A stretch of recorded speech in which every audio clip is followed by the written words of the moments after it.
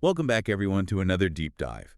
This time, we're tackling something that's, well, pretty mind-bending when you think about it, mental imagery. Oh, yeah, it's a fascinating one for sure. Yeah, I mean, it's that ability we all have to see things in our minds, even when our eyes are closed. Right, that mind's eye everyone talks about. Exactly. And, for this deep dive, we got a ton of research sent in by you listeners. Mhm. There are articles, book excerpts, even a section from The Case for Mental Imagery by Kosslyn and Thompson, which is a pretty influential book on the topic. Definitely a classic. So I guess our mission today is to really unpack all of this.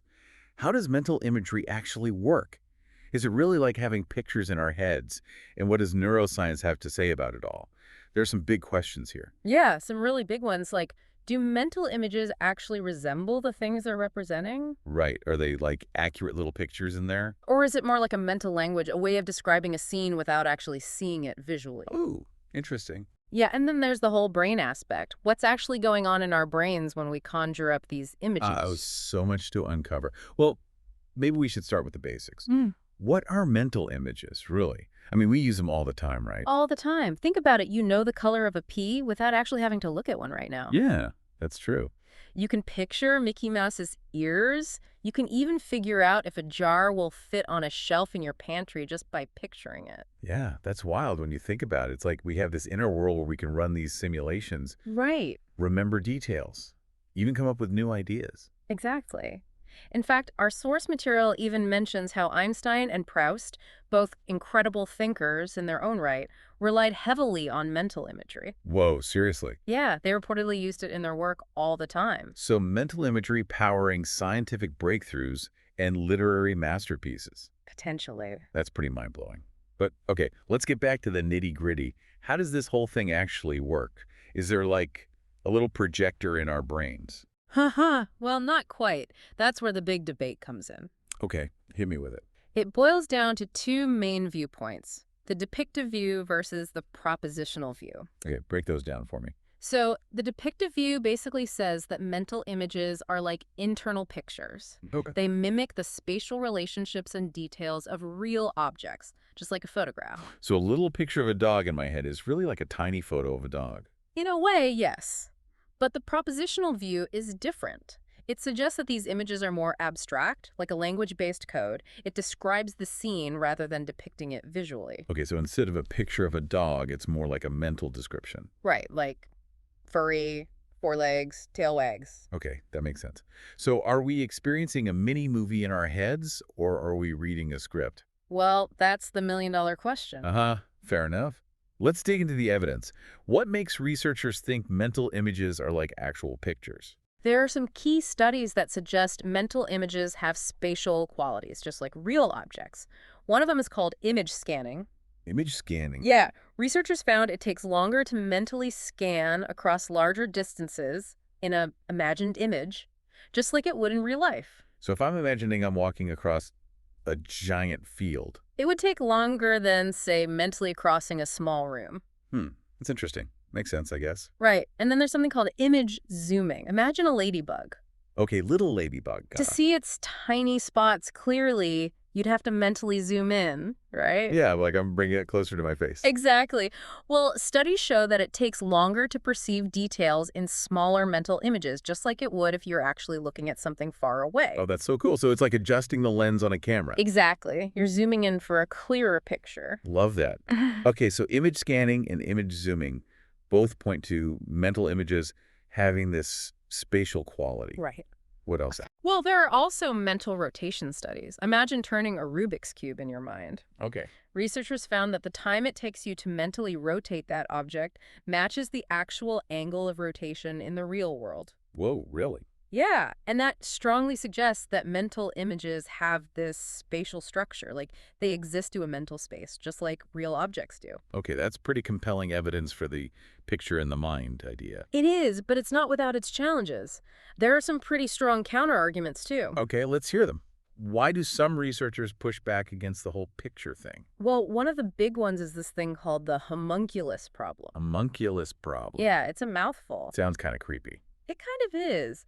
Basically, it asks if mental images are like pictures, then who's viewing those pictures inside our heads? Oh, I see. Like, who's the little person in my brain watching the movie? Exactly. It leads to this infinite regress where you need another mind to perceive the image and then Yeah. another mind to perceive that mind and so on. Yeah, that's definitely a rabbit hole I don't want to go down. Yeah, But didn't the book we talked about address this problem? it did. The key point is that the picture in our minds isn't literally projected onto the brain like a movie screen. Okay, that makes more sense. Instead, it's more about patterns of neural activity. Neural activity. Yeah, these patterns represent those spatial relationships in the image. So like a code almost.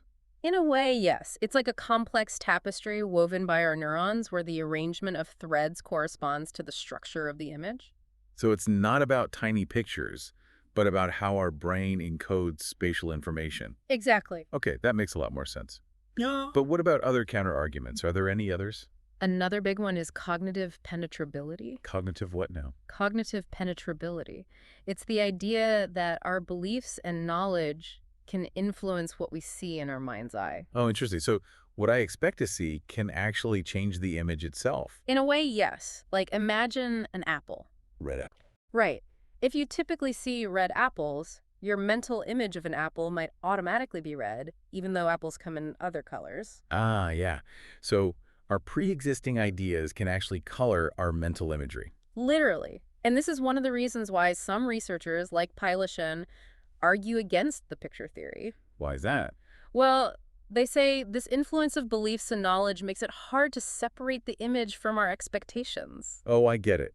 So are we really seeing the image, or are we just constructing it based on what we already know? Exactly. It becomes a question of what's real and what's just our brain filling in the gaps. It's like trying to figure out if our mental image is a true copy or an artistic interpretation. Yeah, it's a tricky one. And this is where things get even more interesting because the book, The Case for Mental Imagery, argues that despite these challenges, there's actually very strong evidence for the depictive nature of mental imagery, especially when we look at what's happening in the brain. Okay, now we're talking brain stuff. This is where it gets really exciting. But you know, right? So what's the brain telling us about mental imagery? Welcome back, everyone. Last time we were starting to uncover how our brains handle mental imagery, and it sounds like there's a whole lot going on up there, right? Oh, absolutely. It's not just one part of the brain lighting up. It's a coordinated effort across different regions, like a whole neural network dedicated to just this. A neural network for imagination. That's pretty wild. It is. And in our source material, Kosslyn and Thompson lay out a pretty fascinating theory about how this all works. Okay, let's hear it. What's their take on the whole mental imagery system? Well, they actually suggest there are two main types of visual mental images, spatial and depictive. Spatial versus depictive. Okay, I'm intrigued. What's the difference? Think of spatial images like a mental blueprint. The blueprint. Yeah, they represent the locations and arrangements of objects, but without all the visual bells and whistles. Okay, so I can see where the furniture is in a room, but I don't know what the furniture looks like. Exactly. It's like a map showing you the layout, but not the actual appearance. So it's more about the relationships between things than their actual appearance. Exactly. Now, depictive images are different. Those are the ones that are more like pictures in the mind. Ah, okay. So those are the ones with all the juicy details. Color, texture, the whole shebang. Exactly. And their theory suggests that both types rely on a network of different brain regions. Makes sense. Different jobs for different parts of the brain. Right. And each region plays a specific role in creating these images and then maintaining them and then even manipulating them in our minds. Okay, so we've got these two types of images, spatial and depictive. Now, which brain areas are we talking about here?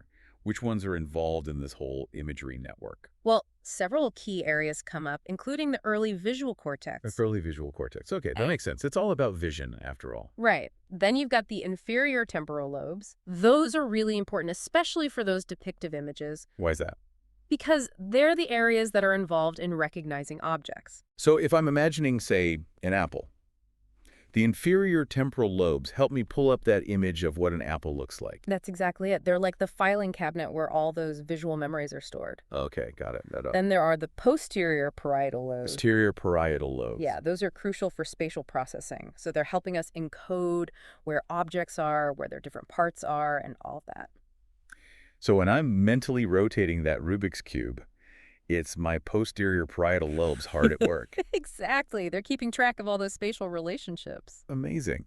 Okay, so we've got the early visual cortex, the inferior temporal lobes, and the posterior parietal lobes. Anything else? Well, you can't forget the prefrontal cortex. Ah, yes. The command center. What's it doing in all of this? It's basically the conductor of the orchestra. The conductor. Okay, I like that analogy. It's controlling and coordinating the entire imagery process.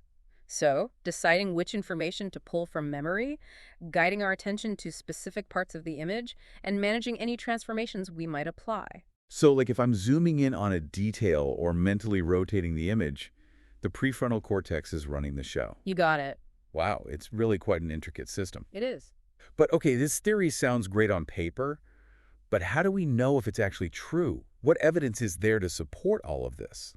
Well, a lot of the evidence comes from those neuroimaging studies we talked about earlier, the ones that show how different parts of the brain light up when we're doing different mental tasks. Right, like fMRI and PET scans. Exactly. And what do those studies show? Well, they show that when we visualize something, many of the same brain areas light up as when we actually see that thing. So picturing a dog and seeing a dog both activate similar brain regions. That's right. It's like our brains are using the same equipment for both tasks. And it's not just some random activation either. It's very specific. We see activation in those areas we just talked about, like the inferior temporal lobes for object recognition.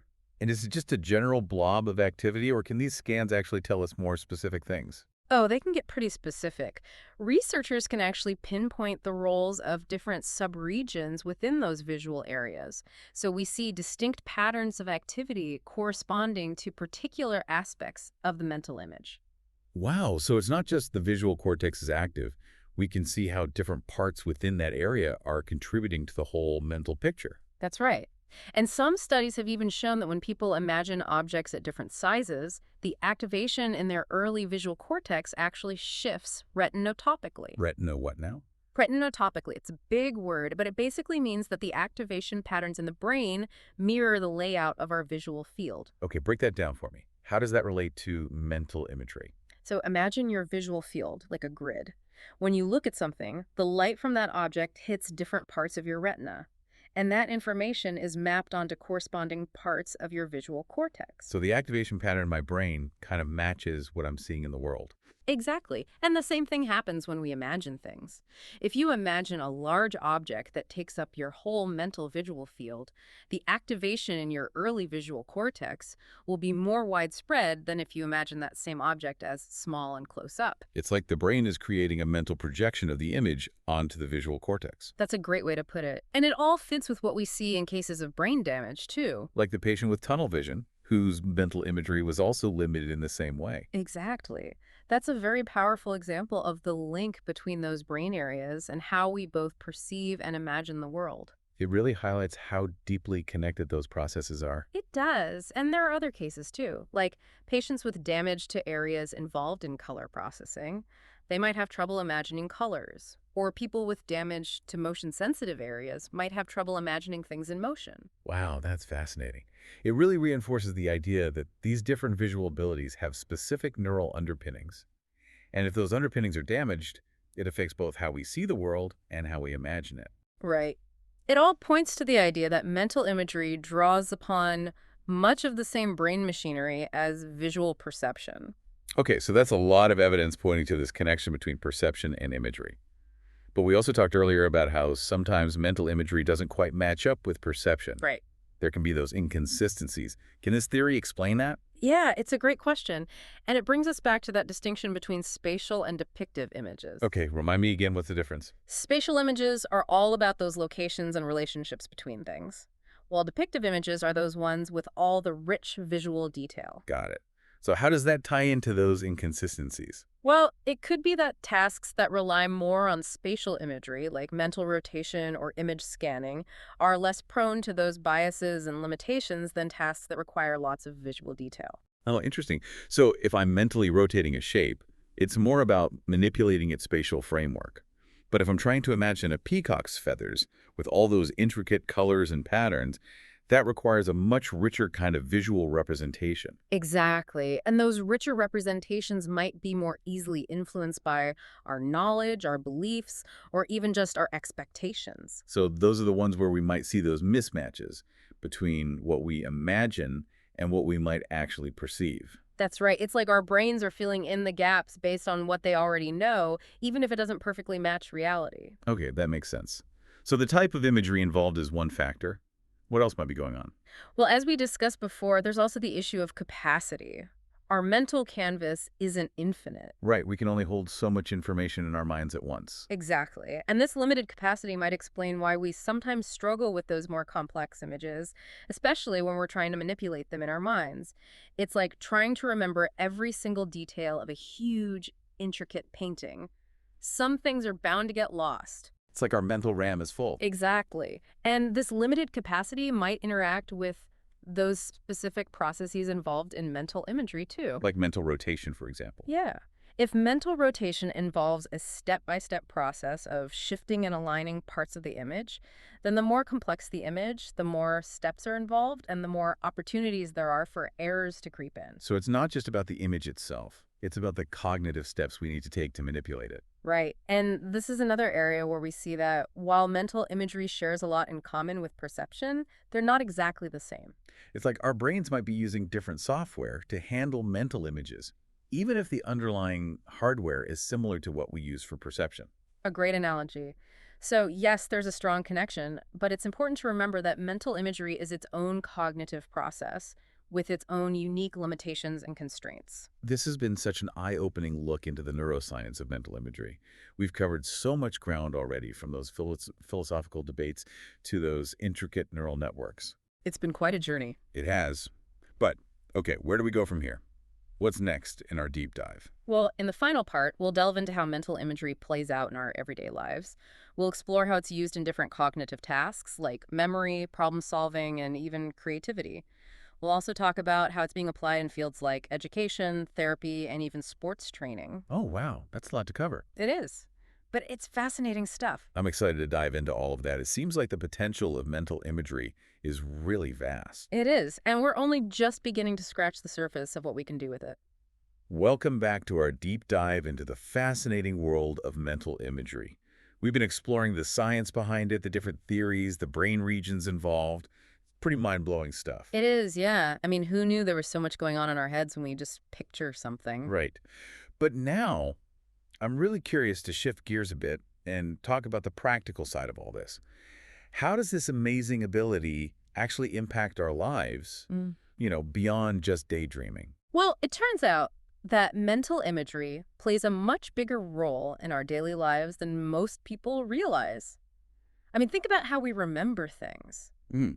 It often involves conjuring up a mental picture, right? Oh, yeah, absolutely. Yeah. If I'm trying to remember where I left my keys, I'll often visualize myself walking through my house, like retracing my steps and trying to see where I put them down. Exactly. It's like playing a mental movie of the event. Right. And research has actually shown that using mental imagery can significantly improve our memory.